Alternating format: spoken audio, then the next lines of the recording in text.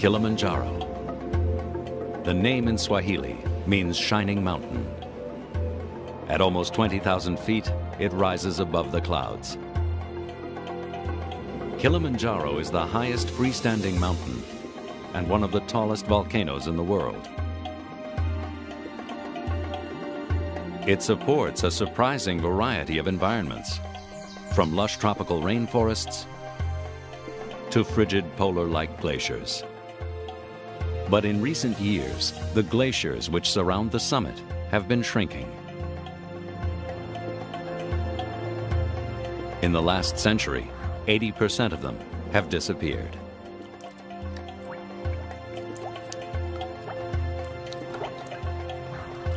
And what if a catastrophic event should occur, just like the landslide at Mount St. Helens in 1980? This international expedition will risk the hazards of high-altitude mountaineering, searching for answers to new scientific questions. Now there is a critical question about this mountain that symbolizes Africa. Is Kilimanjaro dying? Join the expedition in Volcano Above the Clouds, up next on Nova.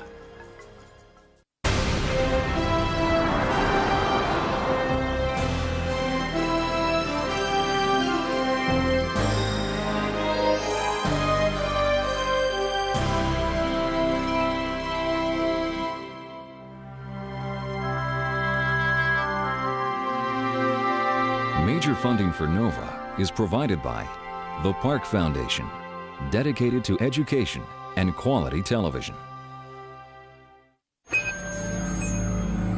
Science. It's given us the framework to help make wireless communications clear. Sprint is proud to support Nova. We see an inventor. At Microsoft, your potential inspires us to create software that helps you reach it. Your potential, our passion. And by the Corporation for Public Broadcasting, and by contributions to your PBS station from viewers like you. Thank you.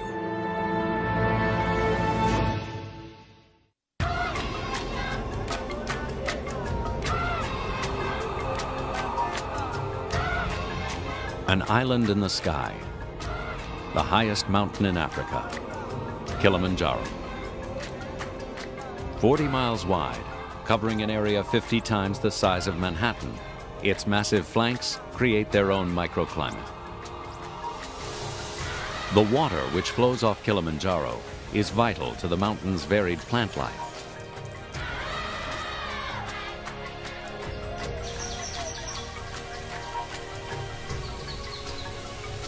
And the isolation of its forests has allowed for many species to evolve.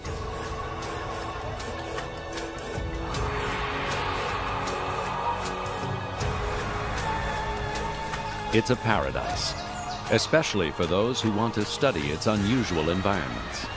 This is magical. Robin Buxton is a naturalist who has dedicated his life understanding the area around Kilimanjaro. Meeting Kubwa. I was born in East Africa, and it's a place that I've always come back to. Now there are concerns that Kilimanjaro is dying, and that's important, both of the people who live on the mountain and for the visitors from all over the world who visit it. I'm going to try and climb Kilimanjaro, which will be very difficult for me, but I think it's well worth doing if we can answer some of these questions about its health. Robin has also spent his life overcoming a personal tragedy. At the age of 2, when Robin and his family were living here, he contracted polio, leaving him permanently disabled. The same infection killed his father. Robin has always wanted to climb this mountain. It will be a supreme test of his abilities, but he feels an urgency to do it now.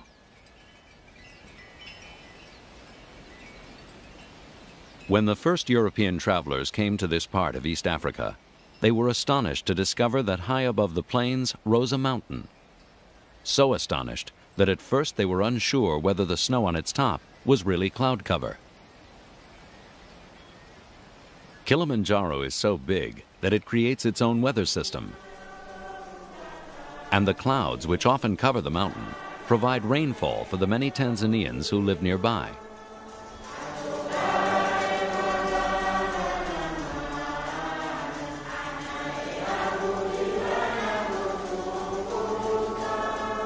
They too are desperately concerned that the mountain may be dying, putting their livelihoods at risk.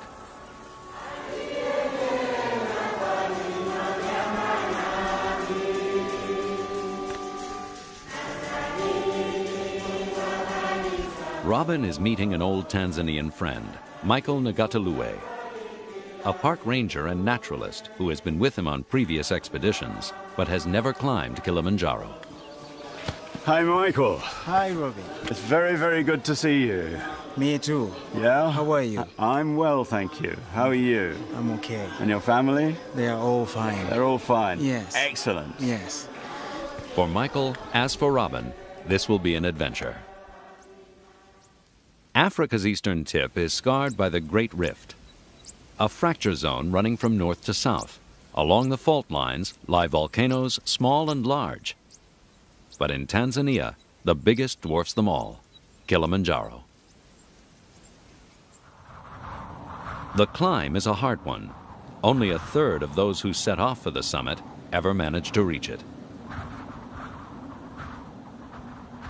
The route will take them past the villages around the mountain, up through the forest, and then over the volcanic plateau until they reach the steep cone at the center. The reason to climb Mount Kilimanjaro is I really want to get to the highest point. And that snow on top of that mountain, it really makes me like a dream. I'm just trying to think, how could I get there with the difficult weather? Also, I would like to touch that snow and to get close to it. In a tropical area, it's amazing things to have snow on the mountain. The only snow I see maybe on the television in Europe or some places in America or whatever, there's snow. But in Africa, that is a really amazing thing. So I'm proud and I will be happy if I'll get there and to see things like that. Michael will be one of the few Tanzanians to try to go up Kilimanjaro. The mountaineering equipment is too expensive. So most of the people who live around the mountain have never climbed it, except for those hired to support foreign expeditions. But these Tanzanians view the mountain as an essential part of their local culture because it provides them with fertile soil for their crops.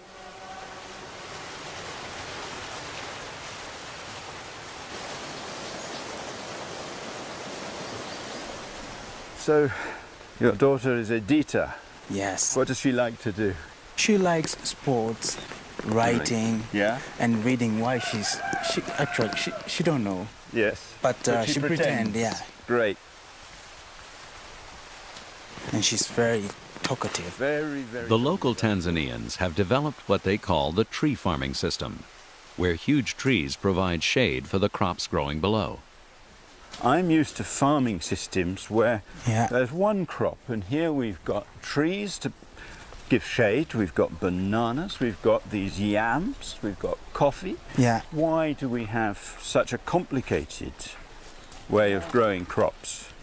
Yeah, if you look behind here, this tall tree, yeah, and this is to give shade for this coffee. And then the bananas, they like the shade too? The banana, yes, they need moisture and a little bit wet, so they grow very well. And does this help the soil? Exactly. And without the trees and without the bananas and everything, the soil would go and the water would also go. Exactly. It's the water flowing off Kilimanjaro that is so vital to the health of the mountain and to the Tanzanians who live around it. The question Robin and Michael need to answer is whether the shrinking glaciers will also dry up Kilimanjaro's vital water supply. Where does all this water come from? This water comes from the mountain. Yes. Which part of the mountain? From the top? The answer is not a simple one. While the melting glacier supplies some of the water, there is also rainfall generated in the extensive forests on the slopes of Kilimanjaro. And as we go further up, we find real cloud forest. Yeah. And in the cloud forest, where it doesn't necessarily rain, but the clouds form in among the trees and the water condenses on the trees. Yes. And that is a still important source of water, though much higher up than we are here. Yes. As you see, because there's plenty of water running down. The mountain has evolved numerous ways to trap the water. As Robin and Michael walk up, seemingly every surface has mosses, ferns, and other plants growing so that moisture can be retained. The whole cloud forest acts as a gigantic sponge, making it a naturalist's paradise.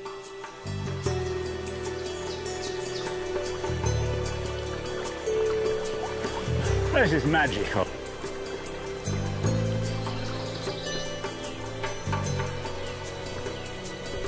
So, Robin, are you okay to climb the mountain? I think we have to see. Jumbo. Jumbo.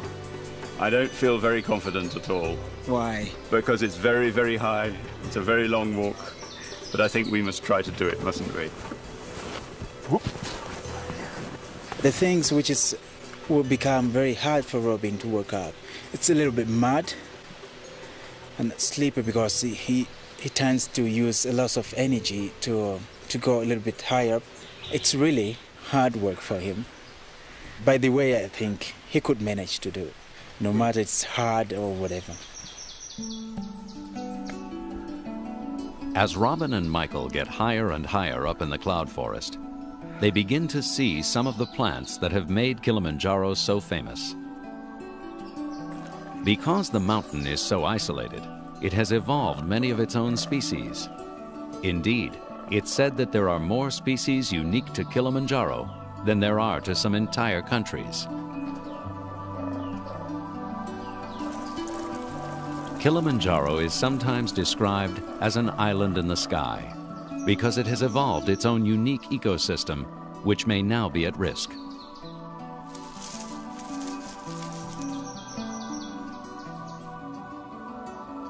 For Robin and Michael to move further up the mountain, they will need the support of a full expedition with porters and all the equipment necessary for high-altitude mountaineering. Here we are, where we set off onto the mountain proper. It's absolute pandemonium, lots of people looking for work as porters, people being matched to the loads we've got, and really quite a chaotic scene.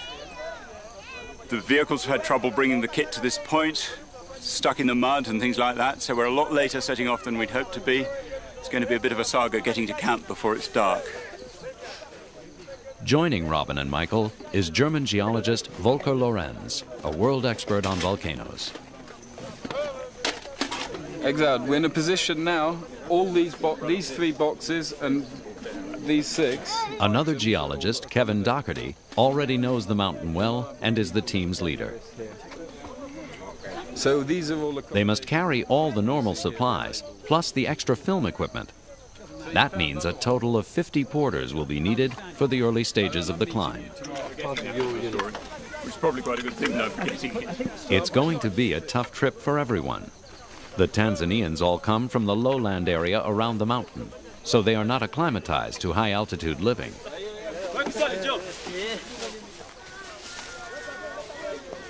This shows very well how the small holdings are moving up into the forest area, and forest being cleared the whole time to make way for farming. It's been interesting to see the state of the forest. Tanzania, of course, needs the timber. It's an economic resource. It's a very important resource. But from the point of view of the Kilimanjaro ecosystems, it breaks up the natural forest in a way which makes it very difficult for animals to move between bits of the forest. Having said that, we've just seen colobus monkeys in the pine trees, which is very interesting. In some ways that's encouraging, but I think the fact that one species is prepared to use the pines doesn't necessarily mean that everything in the garden's rosy. There's a huge number of children around, all their families, the population's growing the whole time on the mountain. Lots of people all the way up here, very nearly to the edge of the national park.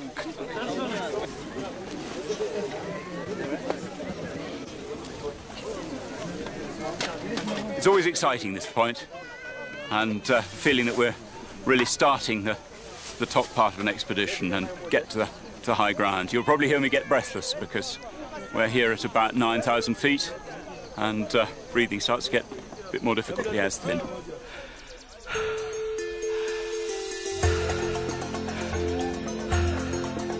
Finally, after many hours of packing, the expedition begins.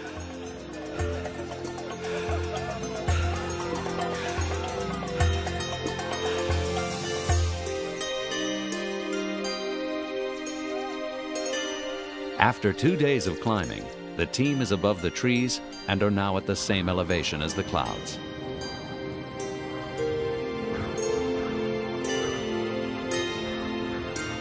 They've reached a region of heathers that grow in this dry soil, and like many other plants on Kilimanjaro, can reach unusual heights.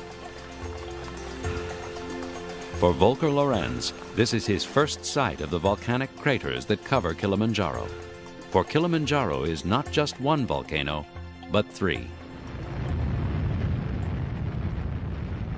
800,000 years ago, a series of eruptions resulted in the first of these, Mount Shira, rising up from the East African plain.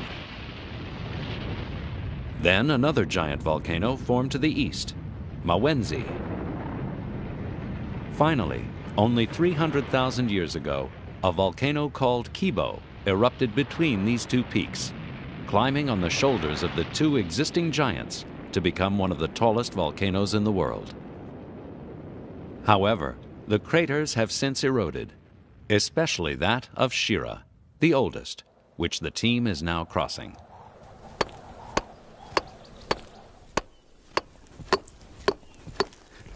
Oh, that's a nice piece. Volker and Kevin are trying to determine precisely how the craters collapsed, because this may forecast what happens to Kilimanjaro in the future. These vesicles, they are the result of the magma. Until recently, scientists assumed that the roof of the craters had simply caved in. Since St. Helens, there's a new model because of the steep slopes and some eruptions and material moving in from below. You get slope instability, and a lot of material is moving sideways, and the idea at present is moving to the north, and you get a big scar like at St. Helens. Volker is concerned that Kilimanjaro may do what St. Helens did in 1980, not erupt, but suffer a landslide, ripping open the side of the mountain and releasing a pyroclastic flow that devastated a huge area around it. The forests for 7 miles around St. Helens were completely wiped out.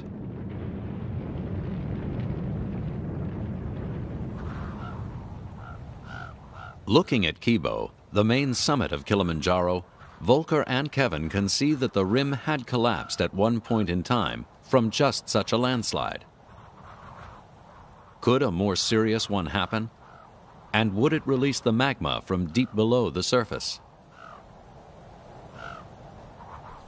I'm sure this crater has a long history. It probably was much deeper than it is today, and then it was filled. Looks like we've got some lion prints here. I'm quite surprised to see these here actually at this altitude. These are real lions? Yeah, these are certainly lion prints. I mean, have a look at the size of them. They are lion prints. I thought they'd disappeared long ago. I've not seen any evidence of them for a long time. Do you have your altimeter on you? Just a moment. This is quite unusual for up here, and certainly lion without a shadow of doubt, and quite recent as well. It rained heavily 2 days ago, so certainly in the last 3,645 meters. which is about pretty much exactly 12,000 feet. these crystals where this actually froze over last night, and if you look carefully in here, there's no evidence of that, which means this could have occurred early this morning, or certainly within the last 24 hours. So the lion could still be around. Oh, us absolutely. It lives. There's lion up here, and I should think this lion's territory is this crater. Mm-hmm. It's frightening here. They have lions up here. It's frightening, but where there's food, there's lion.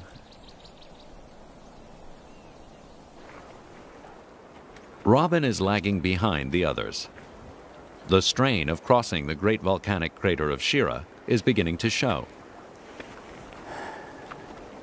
It's taking him twice as long as the rest of the party to get from camp to camp, even though he is pushing himself as hard as he can. But he has climbed mountains of a similar height before, and he is determined to climb this one. It was a longer walk than I expected. I got very exhausted on it.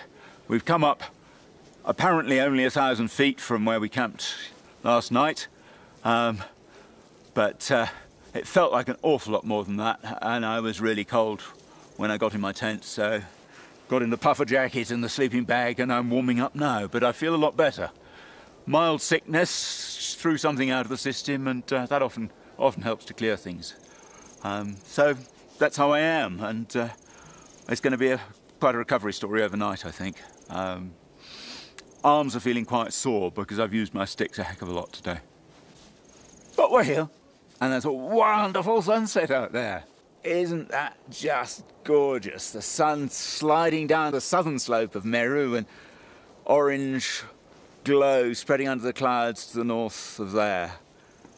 But I'm feeling quite cold sitting here in the mouth of my tent, and be good to feel warmer.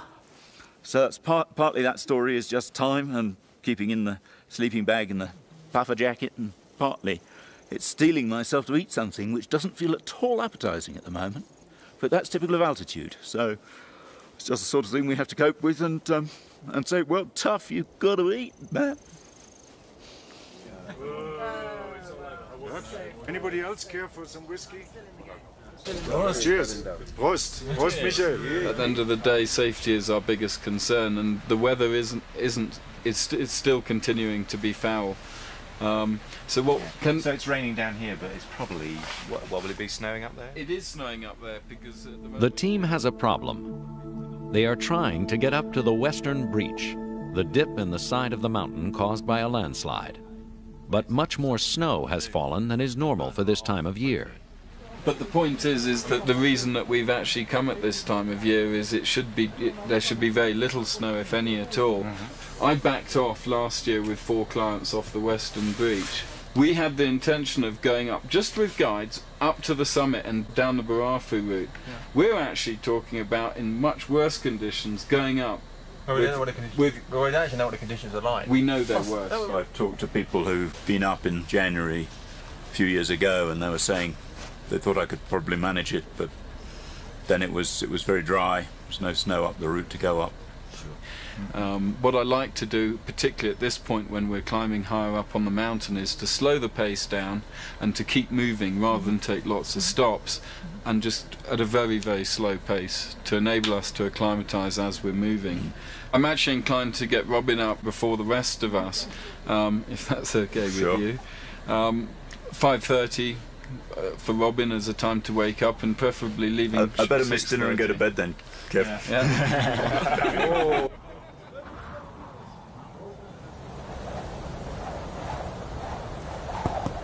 Robin, would you like a cup of tea? Bit cold. Cold one, is it? Yeah, it's frosted.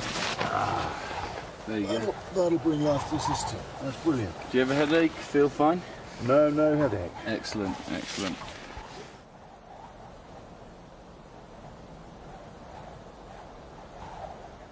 Kilimanjaro is famous for the mist and bad weather that can descend on the mountain. Together with the cold and the altitude, it can make conditions hard for any expedition. After a while, it becomes too difficult for Robin, and the porters suggest that they take turns carrying him. Well, if you tip me in the stream, it'll be a well-deserved bath, even if it's rather cold. because I think I'm beginning to smell on this mountain.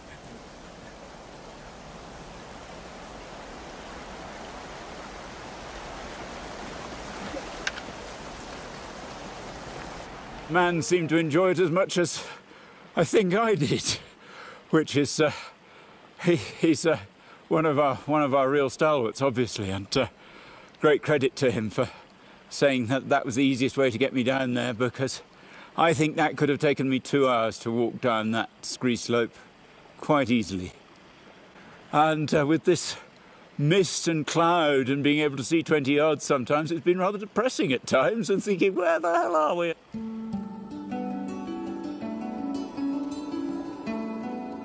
Robin and Michael find themselves descending into a sheltered dip beside the mountain. Here there is a valley full of giant senecio, a plant that usually grows to only a few feet, but here towers above them.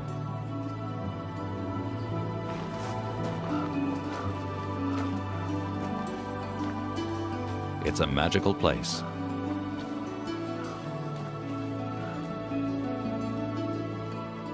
Kilimanjaro is known for its giant plant life.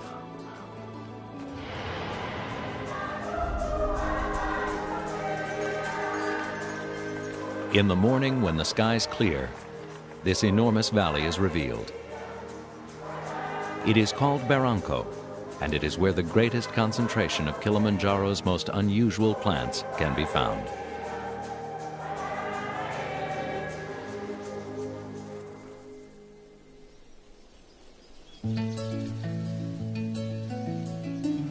Well, Michael, we talked about looking forward to finding the senecios, and here we are with a great forest of them. Isn't this exciting? Yeah. This nearest one seems to have the remains of flowers on it. Yes. And I can't see the remains of flowers on any of the others. So I think flowering must be a fairly rare event. Yeah. It's like old leather, isn't it? These leaves. The water just goes down into this part, because this is, it's look like more softy, and then it collects some sort of water, and it keeps in that leaves. The evolutionary process of these plants is even affecting the dead part, isn't it? So that it doesn't decay away and fall off, but it stays with the plant. This has several layers. This is a very, very thick layer of insulation. We've just been, I hope we can put this back nicely for the plant's duvet tonight, because it needs that. All the plants in the Barranco Valley have been forced to adapt to the tough mountain environment. These lobelia have evolved a unique survival strategy. They store a type of sugar, which prevents the plant from freezing each night and losing moisture during the warmer days. This is a common plant in altitude like this, and it's grow only in this altitude, 3,800 meters. And it's amazing to think this is so closely related, the same genus as things people grow in hanging baskets in English gardens. And it's so very, very different. I think the Barranco here, while it's stark and it's got all this rock around it, it's a very, very live place. And my interest in biology and ecology, interest in why plants like these giant senecios, these giant ground source, the giant lobelias, why they're giant, why other things are so silvery, all the plants around, and you can see in the background, why they've come to reflect the light. That is what really fascinates me. It's the interaction of the altitude, the extremes of cold and heat and light, and how those plants and animals really cope with the difficulties that it presents. And perhaps it's a bit of a privilege to have been able to come here to experience for myself some of that difficulty that these things are adapted to live with the whole time.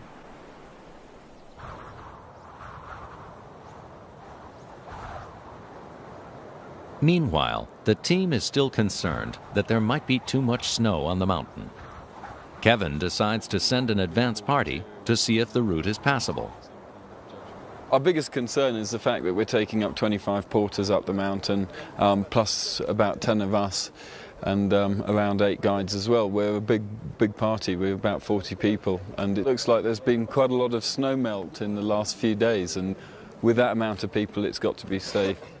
How far do you want to go up there today, and how far do you think it's necessary to go up to have a good look? It's for 3 hours up to 4 hours. But beyond Arrow Glacier, how far do you expect to go? Third halfway up. Third halfway up. Kilimanjaro's notoriously turbulent weather system can close in on a climbing expedition with frightening speed. Kevin's principal worry is whether Robin will be able to make it. My main concern for Robin is the fact there's still a lot of snow on the western breach, and that'll make it quite awkward for him. And more importantly, if he were to not succeed, to come down off the western breach with snow is quite tricky. The second reason is he's been quite under the weather on the first few days on the mountain. I think that's paid its toll. And on top of that is the fact that it's altitude as well. It's quite high.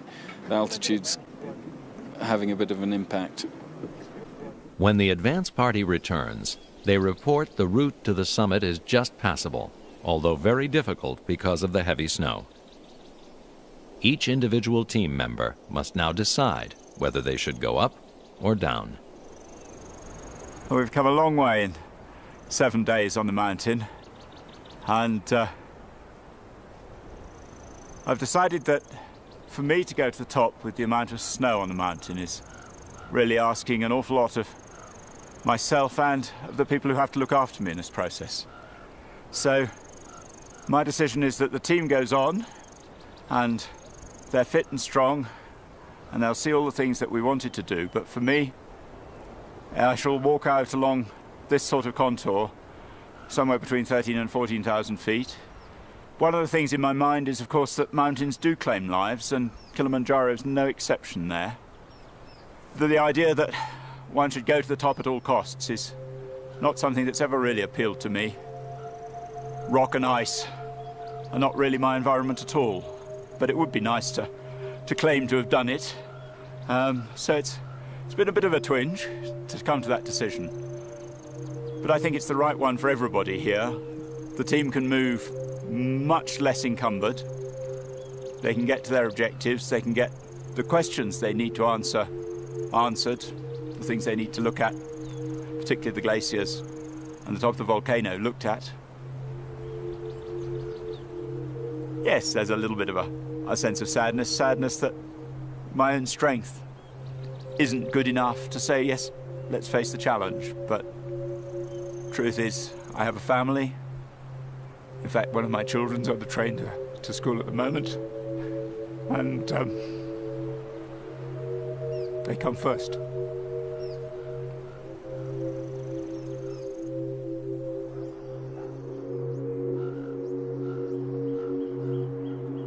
Robin's decision that he have to go down, I support him. That's a good decision. No matter we were together in our plan to go all the way to the top. But so far this is a good decision. For him, this height, it's quite far enough for him. To help him up. I'll miss him very much. But that's the option. You have to go down according to this weather, and also it's quite a lot for him to continue. So I miss him, but still it's fine for him to go down. See you later, Volker. See you later. See you in a week's time. Have a good long walk. Well, I hope you... Short walk. I hope you have an even better walk. Yeah. Up the top. Nice having up the top. there. Yeah. Just wave from the top and we'll be looking out I'll for do you. so. And I hope All the best to you. I hope it's very interesting. Good. Thank you, Kevin. See you, Robin. Well done. See you. See you. Done really well. Great. Brilliant. See you later, Robin. Okay, 20. Take care of them. Michael will now try to answer some of the questions that Robin was most concerned about, particularly whether the disappearing glaciers on the top of the mountain are important sources of water.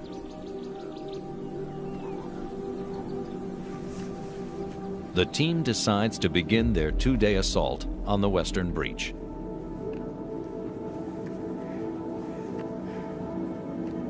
As they climb even higher into the clouds, they pass a great volcanic formation rising out of the mist. It's known as Lava Tower.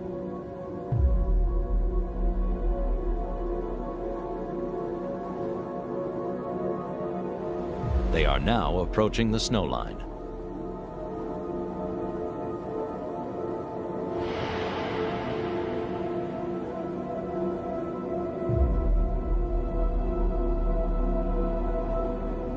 They find some meltwater here, but clearly not enough to sustain the forests below. At this altitude, just below the western breach, little plant life survives, and the cold is just as hostile to humans. In the thin air and low temperatures, tempers rapidly flare over the issue of how to best put up the tents.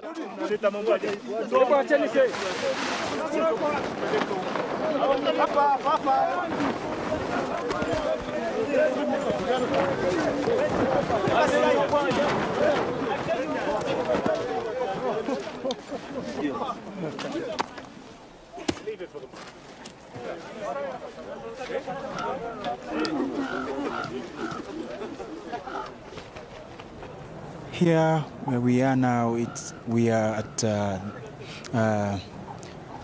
Arrow Glacier. So we are overnight here.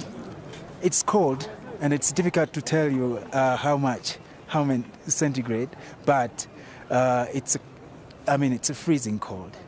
So, and sometimes it's hard to breathe, and you get it difficult. And I see the snow, and so far it's not very scares me as I thought before, and I'm still feel comfortable, and I hope I will get there and I will manage to get to the top. Tomorrow we plan to go to the crater, and we plan to overnight 2 nights over there. Then we will see what we will arrange for the next leg to the summit. We have almost a full moon. We're covered in mist. We can't see where we're going, and at this point, quite honestly, it's very apprehensive, and all I want to do is get up the hill and get it over and done with. And that's usually how I feel at this stage in proceedings on the mountain. The night before the summit, I always just wish I was walking on it. You know, I can't wait till I wake up in the morning and actually get it over and done with.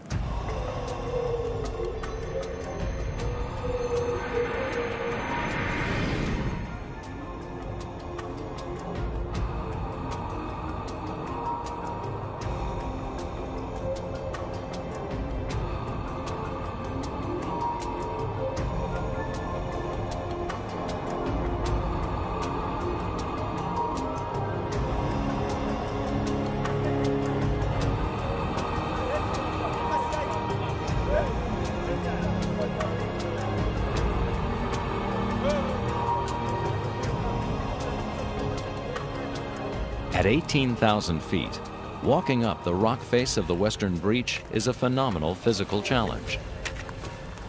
With little oxygen in the air, every step becomes a real effort. The team is worried that if they don't get up the western breach fast enough, the strong sun will melt the recently fallen snow and release rockfalls.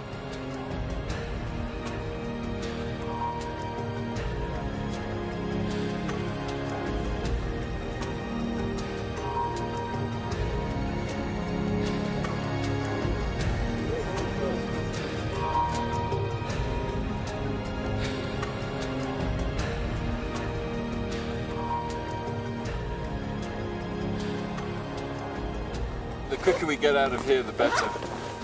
Huh? The quicker we move on from here, the better. Really? You're not happy with this?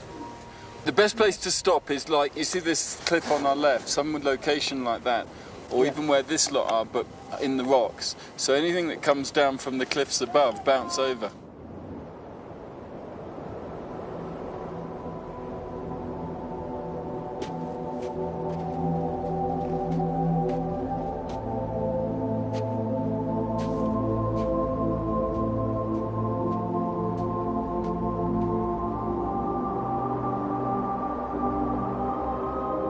After an exhausting 12-hour climb, they finally emerge on the plateau just below the summit. This is where the great glaciers surround the volcanic crater of Kilimanjaro.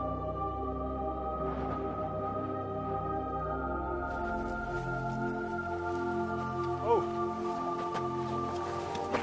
gee, that's the glacier. Unbelievable. Here I am, top of this big volcano.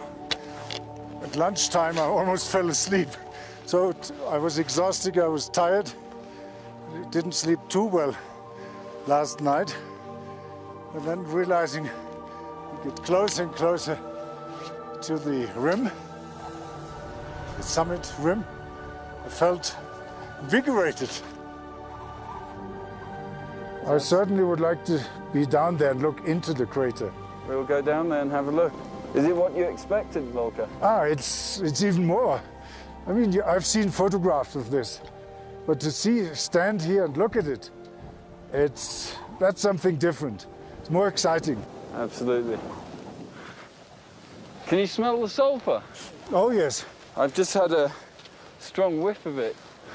It's really exciting. Absolutely. There's such steep walls. That's a collapse crater.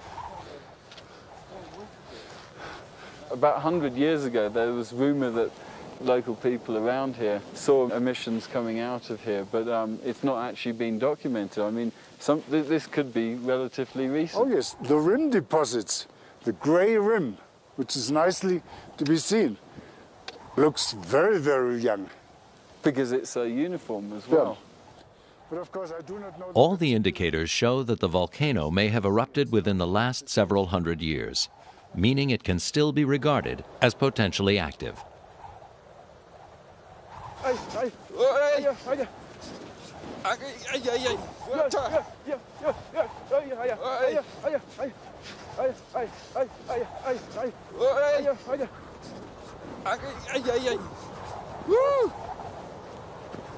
To determine just how active Kilimanjaro might become, they need to descend into the bowl at its center.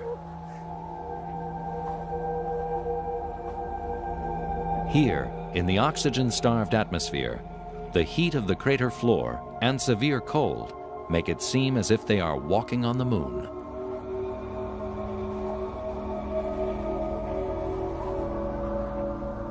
Volker and Kevin are looking for fumaroles, the vents from which volcanic gases escape into the atmosphere. This section seems very active. I think let's have a try over here. This is very fresh. This is warm as well, very hot here. Is it? Hold on, this is an active one. Oh. Ow! The soil is hot. Let's take a reading, I think. This one's hot as well, and there's moisture on my fingers. These two are certainly active. Condensating steam. By taking the temperature of these fumaroles, they can estimate where the magma lies below the crater's surface. Okay, hold it. Hold it. Even if you burn your fingers. Oh, thank you. Doesn't matter. Okay, the reading is 78.5. 78.5? Yeah. There's steam coming out. Yeah. Quite a bit. The reading is 77.2. Okay? Take it out. Have it. Well, it hasn't melted. No. The fact that there are such high temperatures and sulfur deposits on the inner ring of the crater indicates that there is active magma close to the surface. Volker estimates just 400 feet below.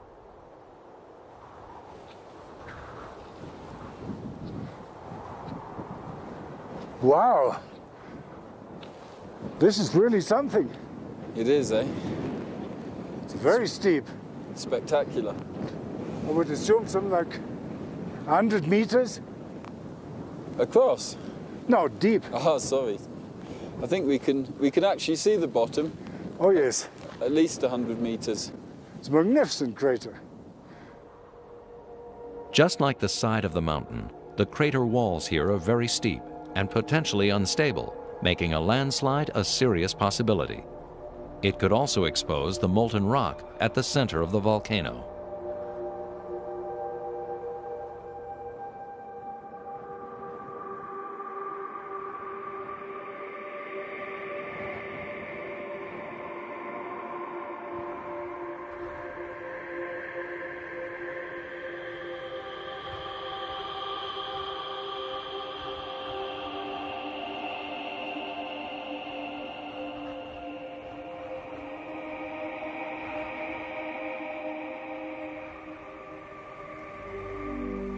When I saw the glacier for the first time, it looked like something which is I didn't expect it to see in my eyes. It's real, I cannot explain, and it's something which is very beautiful.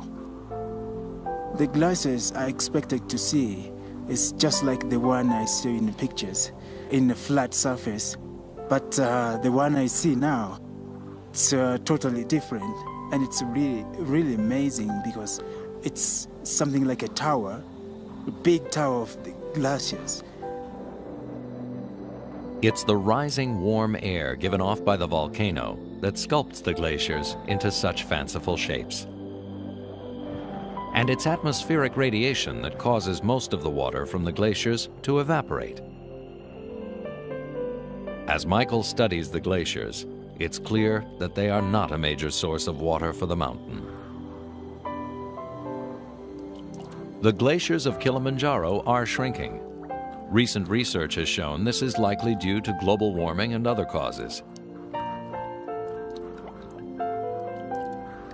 The glaciers have been consistently retreating since the German explorer Hans Meyer first climbed the mountain in 1889. It wasn't until 1912 that the first real survey was done of the ice cap. According to the latest research, since that time, about 80% of the ice field has vanished.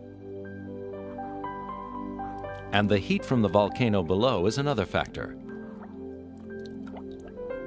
But whatever the cause of the melting, it is estimated that by 2015, the glaciers will all be gone. If glacier disappear on Kilimanjaro, I feel so sad because if glacier disappear, that means it will be a lot of problem, and also the beauty of this mountain will disappear.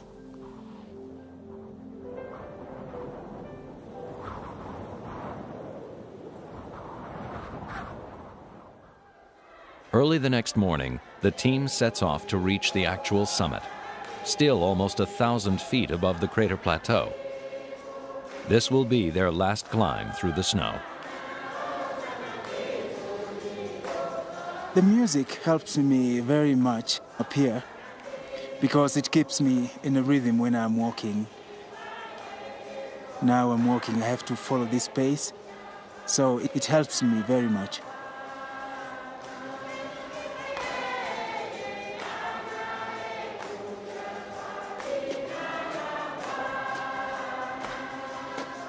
When Hans Meyer first climbed the peak, he named it Kaiser Wilhelm Spitze, after the German emperor. But after Tanzania achieved its independence in 1961, it was renamed Uhuru Peak as a symbol of African liberation. The word Uhuru in Swahili means simply freedom. Woo! I made it. I can't believe it. Whoa, top of the world. Wow. The highest point in Africa. This is the point of my dream. Oh, man.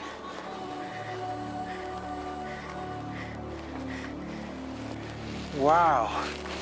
Look at that. A massive view. The glaciers. Ooh.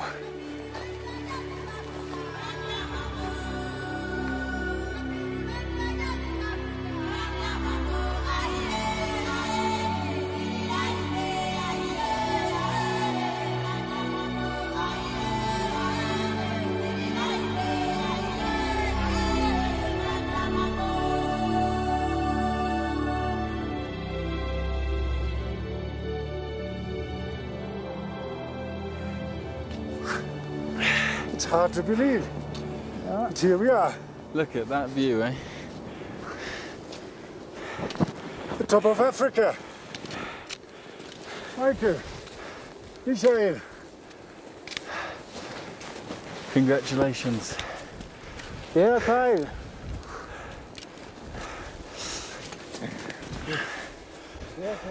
Hier sind wir. Ja. Here we are.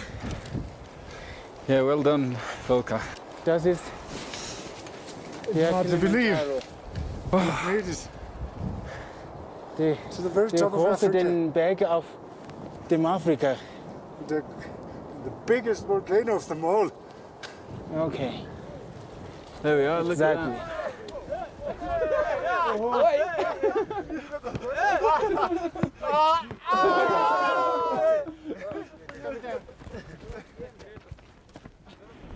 Hello, Robin.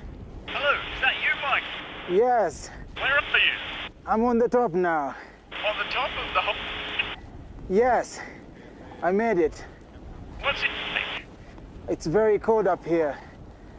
And I'm happy I made it. Excellent. What can you see? I can see the Heim Glacier. And I can see the crater. How do you feel?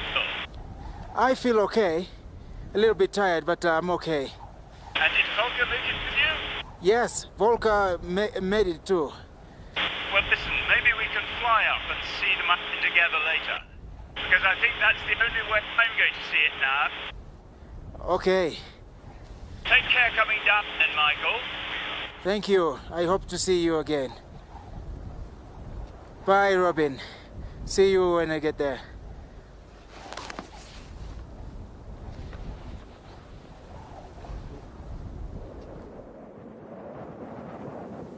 I regret quite a lot not going to the top. The walk down was pretty hard for me, and I needed a lot of help from the guys who came with me and the porters. I think it was definitely the right decision. From what I've heard from the rest of the crew who went up the Western Breach, they had a hard time. It was slippery and icy, and I think from the point of view of everything we've been trying to do, definitely the right decision that I should have walked around. Robin's decision, though a personal setback, contributed to the safety and success of the expedition. For the team, 6 days of strenuous walking had put them into position on the barren plateau just below the summit. From there, some climbed another 12 hours to reach almost 20,000 feet. Overall, the expedition had met its goal. The team had reached the top of the mountain. They now know that these glaciers, formed more than 11,000 years ago, are sensitive indicators of climate change. But Robin also believes that it's likely the plant life on and around Kilimanjaro will continue to thrive. Whether the shrinking is due to the end of an ice age, the heat of the volcano, or to global warming, Robin and Michael may be among the last to see the beauty of the glaciers on this majestic mountain.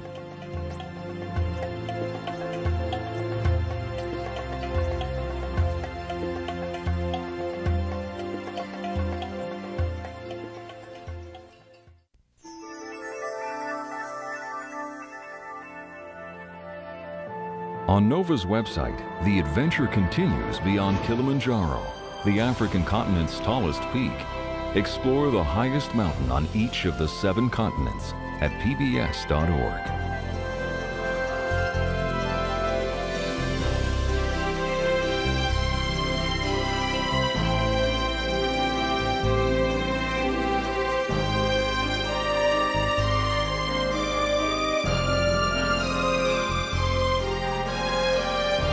To order this show or any other NOVA program for $19.95 plus shipping and handling, call WGBH Boston Video at 1-800-255-9424.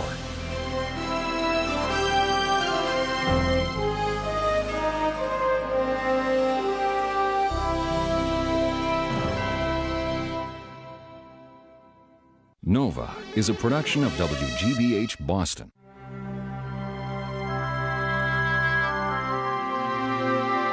Major funding for NOVA is provided by the Park Foundation, dedicated to education and quality television.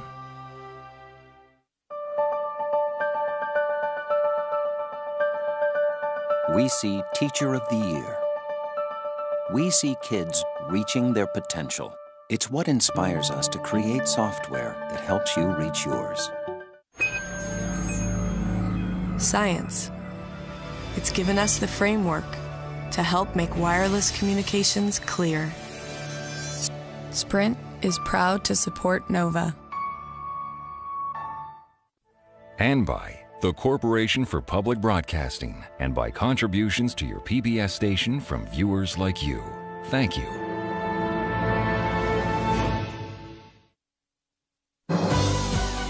We are PBS.